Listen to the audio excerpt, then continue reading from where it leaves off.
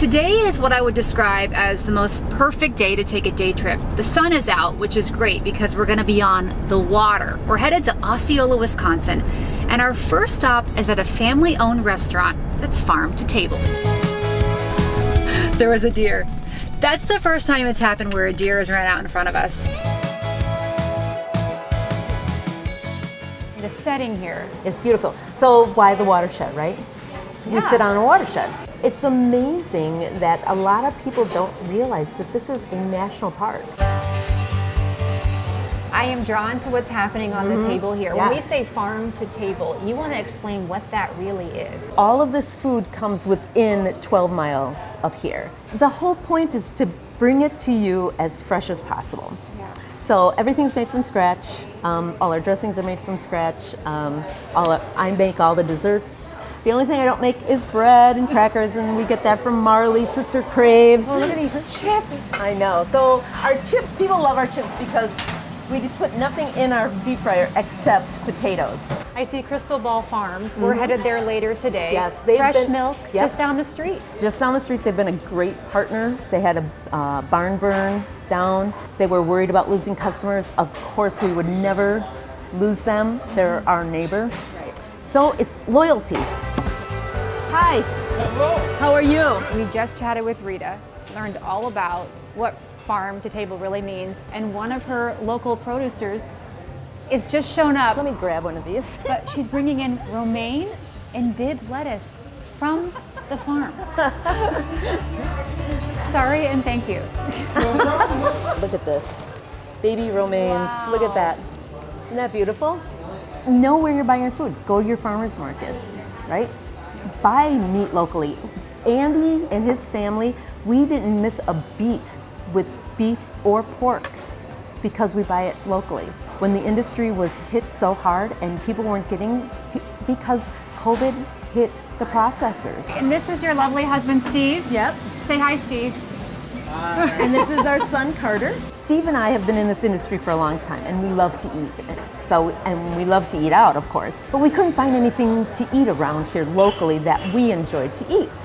And I knew of all these farms, and I knew of all this food, and it was going to the cities. And I'm like, this is our community. This is our food. We have to feed this food to this community. We're getting a delivery of mushrooms. Zenith Tea Works just delivered. And Zenith Tea Works just delivered, so that's all of our teas. There's more. Yeah. There's more deliveries, and there's a line of people coming in. I know. So you're getting the mushrooms delivered. Yeah. You use the mushrooms for everything? Steak, yes. Mostly the steak special. I mean, we're just foraging the mushrooms and bringing them in here. Well, he's licensed to forage, so. Sure. We'll put that out there. Yeah. He does it legally. Yes, Brian, health inspector. This is how big the watershed in this area is, and then it runs to the St. Croix River. So it's really important that we farm ethically so that we can keep our water clean, our fish and our families healthy. Because you're going to go on it today and you're going to see how beautiful it is, and you want everybody I'm to excited. keep the water clean. I'm going to get in a canoe, and we're going to hope for the best, Rita. It's one of the cleanest rivers in the world. Our next stop, well, we could have walked here. It's Riverwood Canoe and Kayak Rental, and it's time to get on the water. I'm hanging out with Captain Andrew. Riverwood Canoe and Kayak, that's your business. It is. People come and just get on the St. Croix and you lead them to the water. That is what we do here, yep. Never done this before. This is good, he says. You know, every day we have guests coming to us from all over the country, really, but a lot from the Twin Cities. They love to come out here and enjoy the St. Croix River, and we're one really easy way to do it. What's the key to not getting water in the boat? Am I just a messy paddler? Maybe I should have worn a swimsuit today. You show up here, we drive you up to Interstate Park by the dells of the St. Croix, and then you take however long you want to paddle down to Osceola here. Oh gosh, what a great day. Most people spend about 3 hours of leisurely river time, but they take however long they want. We may have chickened out just a little bit. We're on a little bit of a time crunch trying to get all of Osceola in, so this might have been the shortest kayak trip of my entire life. And then at the end of the trip, they end at the Osceola landing, and we bring them right back to their car as soon as they're done. Parked only 2 minutes away. Thanks, that was great. Whew, and I didn't fall in.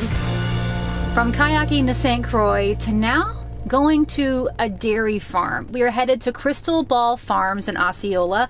It's a working dairy farm that you can tour, so that's what we're gonna do. There's mocha milk. Huh? Mocha milk. And it's back. I don't know what that is, but I want it. This is Barb, and you and your husband have had this dairy farm for how many years? 25 years here. A long time. Yes. Okay, so we're in the store. You can buy things, which we'll do later, but people can come here and you can take them on a tour of the facility, right? Mm-hmm. Can I peek back in here? Yes, we okay. can head in. Let's go see. We pasteurize our milk in the vat. We do a vat pasteurization, which is a low heat pasteurization, which is different than most of the milk you find in the grocery store, which is a high heat. Why do you do that?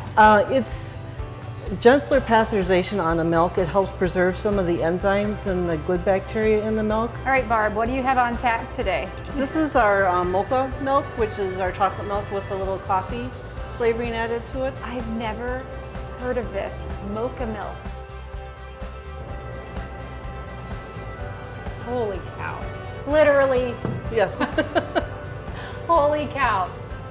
That is very good. Yum. I don't think I want chocolate milk any other way now. Well, this one is a bull calf. We kept him because he's so darn cute. Oh, he is cute. So they named him Dave for some reason. Hi, Dave. I love animals that have like human man names, like Dave and Gary. Here's our friend Gretel. Hi, Gretel. Can I touch her? Yes. Where should I? Oh!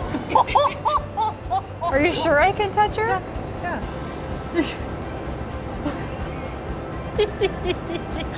I don't know, Barb. Totally. That tongue is a lot longer than I expected. I learned this a few years ago when my niece had a dairy quiz at one of our 4-H meetings. A cow's tongue is about 18 inches long from where it attaches in this back of its throat. Oh, you got me. Oh, it's a very rough time. Yes. It feels like sandpaper. Today's day trip started at the Watershed Cafe, an amazing farm-to-table restaurant. Then we hit the water in a kayak for a little adventure. And then we went to Crystal Ball Farms and I discovered my new love for mocha milk. Cheers. The car's in park, so I can't move.